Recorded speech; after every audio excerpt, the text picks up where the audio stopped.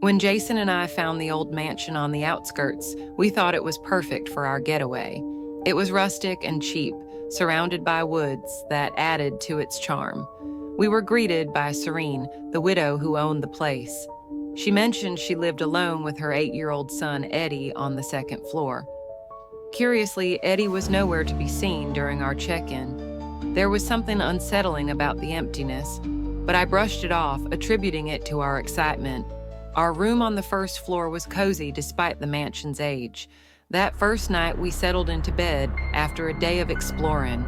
As I started to drift off, I was jolted awake by giggling and the sound of small feet running overhead. I nudged Jason, but he only mumbled and turned over, deeply asleep. I lay there for a while listening, but eventually convinced myself it was just Eddie playing. The next morning, I mentioned the noises to Serene. She smiled gently and assured me she would remind Eddie to be quiet at night. I felt a bit embarrassed for bringing it up, but hoped it would solve the problem.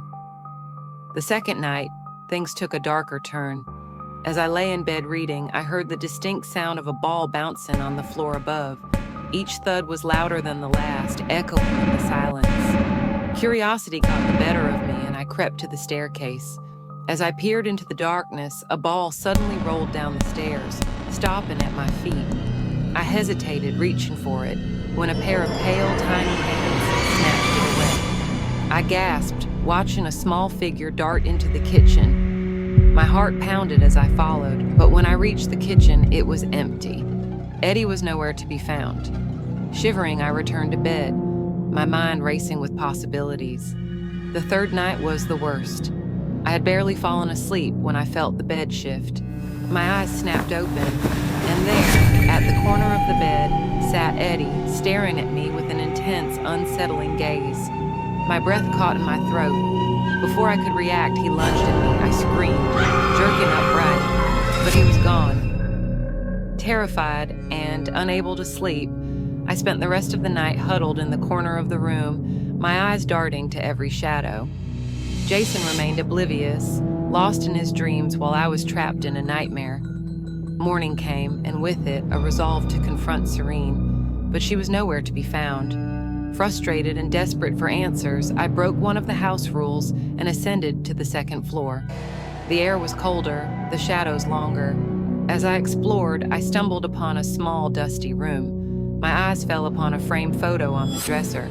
It was Eddie, but his eyes were lifeless, his smile haunting.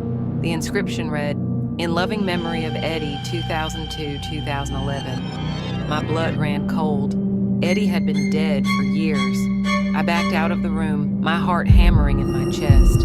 I ran down the stairs, grabbed Jason, and we hurriedly packed our things. Without a word, we left the keys on the table and fled the mansion. As we drove away, I glanced back at the old house. In one of the windows, I saw Eddie, his pale face watching us go, a faint smile playing on his lips.